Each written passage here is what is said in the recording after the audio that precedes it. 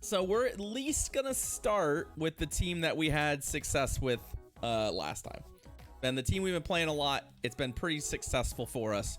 We're going to start here, and we'll just see where the day takes us. Yeah, I don't have any plans. I don't have any real thoughts.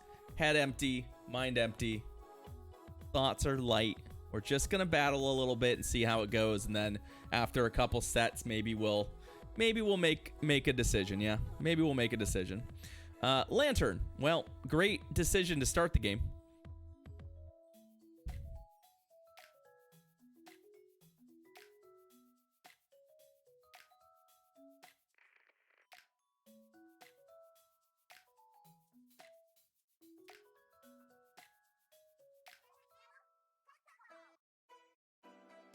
So, I think we're going to go to Sableye here. I know that the Lantern Carbink matchup is pretty bad, right? And that, I mean, it's not actually that bad. I think technically because my Carbink is higher stat product, we just win it. But ultimately, I don't really want to put my Carbink into this. Right? Ow.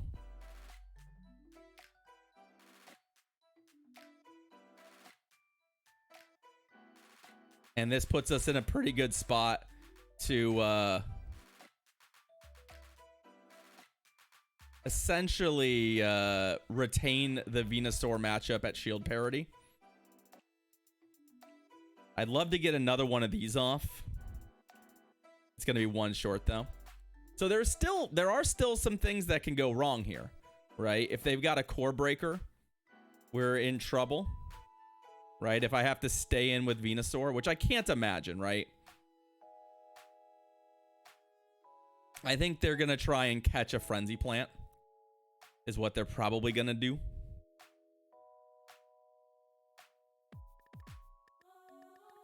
Okay, it's a bit of a core breaker.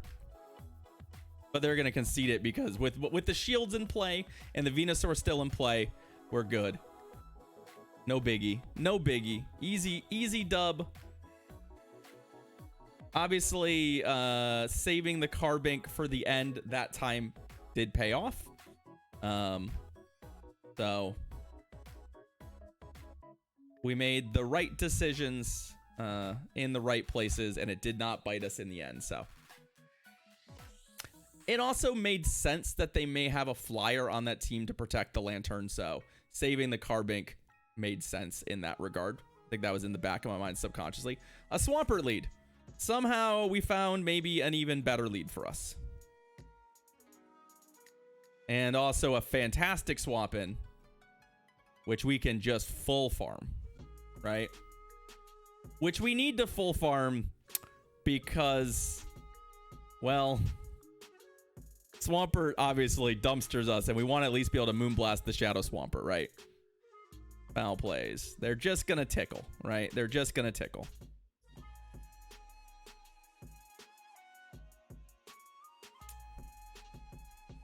Right, with Polycash Dirge, but Lantern existing. Yeah, exactly, right? Now, here's the only question I have. Is there any scenario where they kill us before we... I don't know. Obviously, I'd prefer not to have to shield. But yeah, that hurts. Pretty close. I mean, realistically, that's pretty close. We're Moonblasting anything that comes in. Like, I don't actually even expect... Okay, the Swampert did come in. It's also very possible that what we should do is...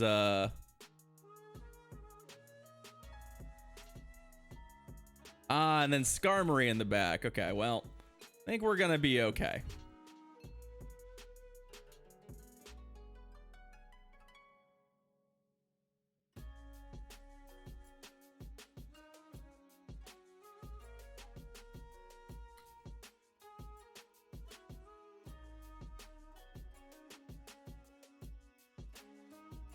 I think we're going to be okay here.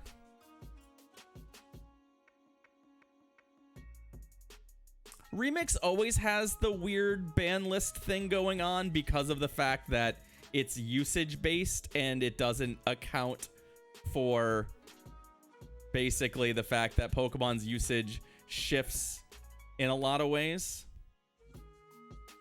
Yeah, my opponent is extremely toast.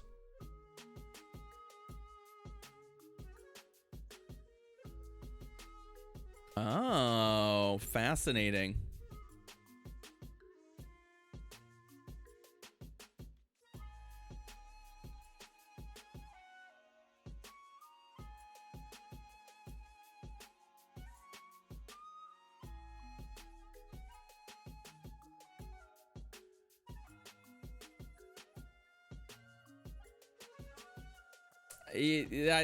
You say that, Tim, but you're absolutely incorrect. I'm just going to throw that out there.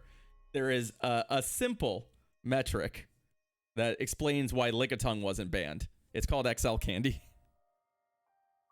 You don't see Lickitungs below a certain MMR threshold. And guess where most of the players, thousands and thousands and thousands of players are playing, right?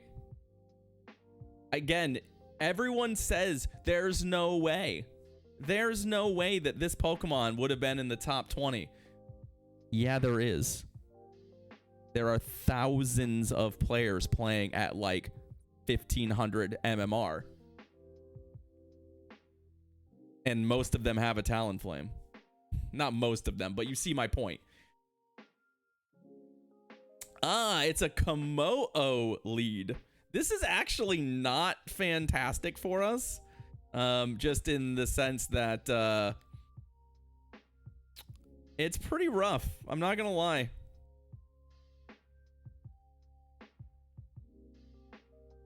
I'm not entirely sure what I want to do against Komodo. Aside from maybe get that and then go.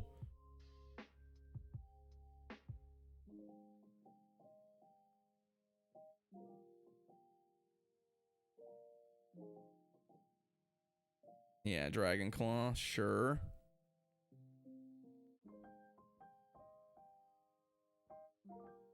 They don't probably need to shield a foul play, but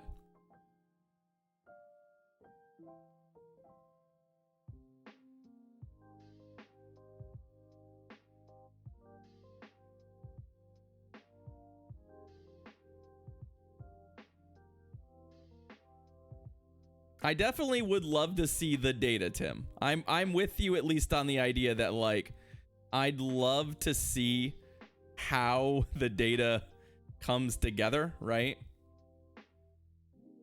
Oh, interesting. So their best counter to Sableye is... Wow, so it looks to me like my that my Sableye was pretty good into their team. Also, if they're gonna try and farm the dark type with Psycho Cut, this is gonna get awkward for them.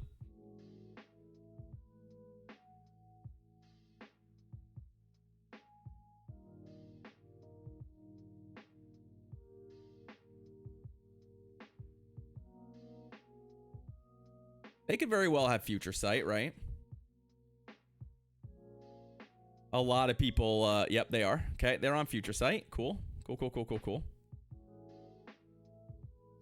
All right, well, unfortunately, this is that awkward spot where the Steelwing Skarmory is a problem. Now, Skarmory is still a big-time core breaker for, like, our entire team, so we have to keep that in mind. But I should be able to, especially if they Brave Bird me, put them in range to die to a like they're gonna be in Frenzy Plant range. So now I do have to get 2 Frenzy Plants, right? That's kind of where we're currently existing. I'm gonna need 2 Frenzy Plants unless I get to the Rock Slide here, which I'm not.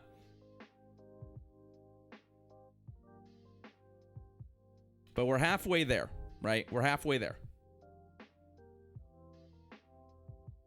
So now we're just in a race.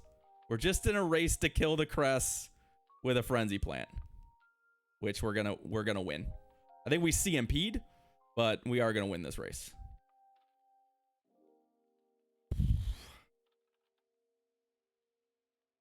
GG's.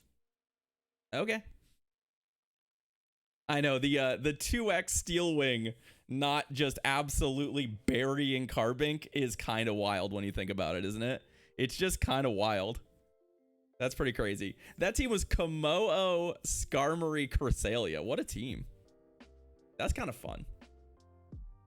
One of the more interesting teams we've seen. Skeledirge. All right. Well, Skeledirge is a bit of a problem here in the lead. Bit of a problem here in the lead. Greedent. All right. Well, don't love that.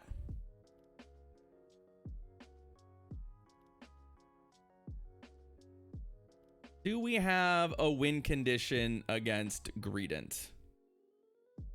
Not a very good one.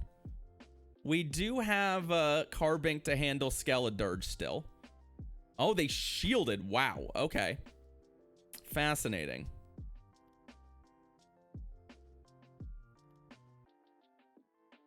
I was not expecting them to shield the Greedent that quickly and aggressively, but I guess that's the world they want to live in. I think we're taking shield advantage here. And we're hoping that Carbink is some kind of massive core breaker here. Right?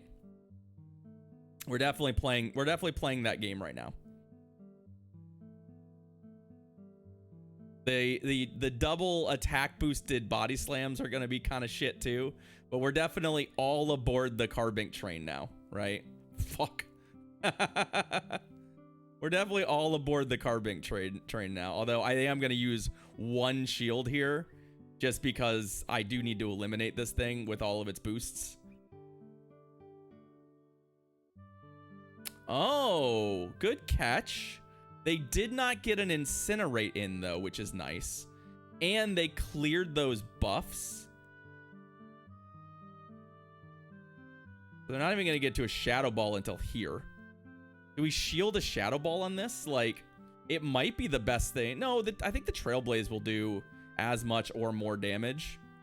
Yeah, I think we're fine to no shield that. And it's another Cress. Okay. All right. So, good news. Venusaur still has some play.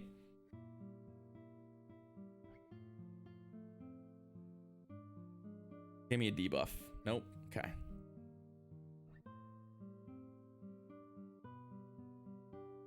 We do still have some play with Venusaur, right?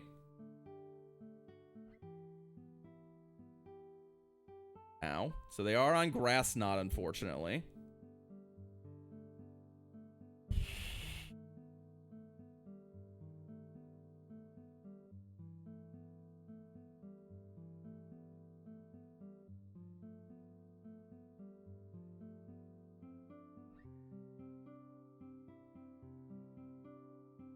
Hopefully this doesn't kill me. I was hoping to catch there. If they Future Sight me, I think we're going to lose this game, but yeah, all right.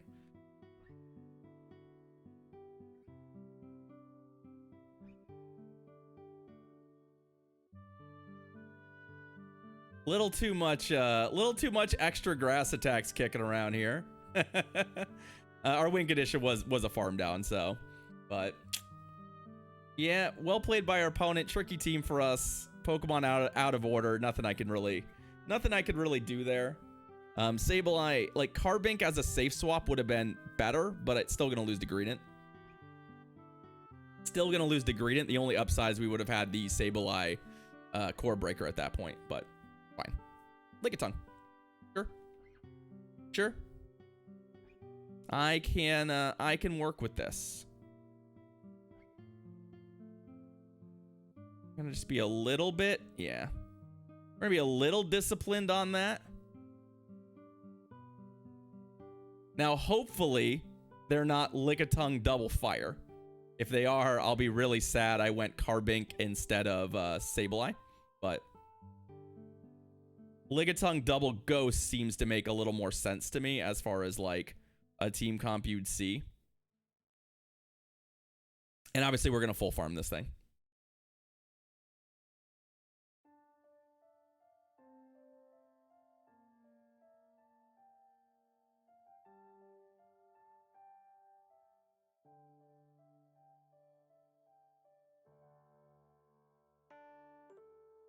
It is going to put them in an interesting spot. Like I'm getting full on Lickitung double fire vibes. Like if there's a Talonflame in the back, that won't be awesome.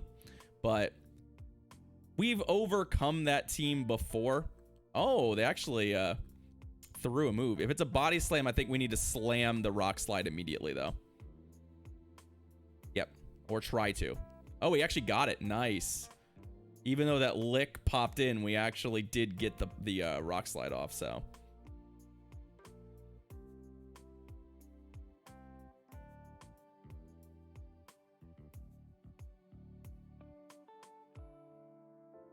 This will start to tell me something too, like if they're actually gonna start shielding this thing. Like, I'm a little surprised. Aha, it is a Talonflame. 2, 3.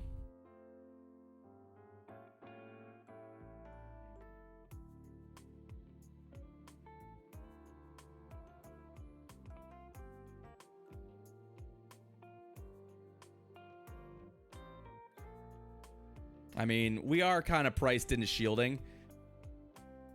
So, at least one of these moves.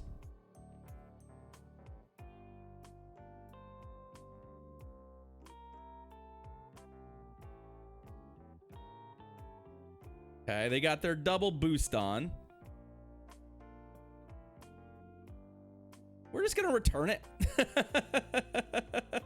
I don't know if we actually kill it with the other moves, so screw it. Let's just make sure they die. Let's just make sure they die, and then I have a move queued up, so they're just done. Yeah, shielding Licky there was an interesting choice. It was leaning to me. Shielding Licky meant that I was thinking that maybe they would have something in the back that didn't want to see Venusaur, but we had him kind of pegged on the double fire line. So I was at least keeping that as an option. I was trying not to throw a Frenzy Plant into a fire type. A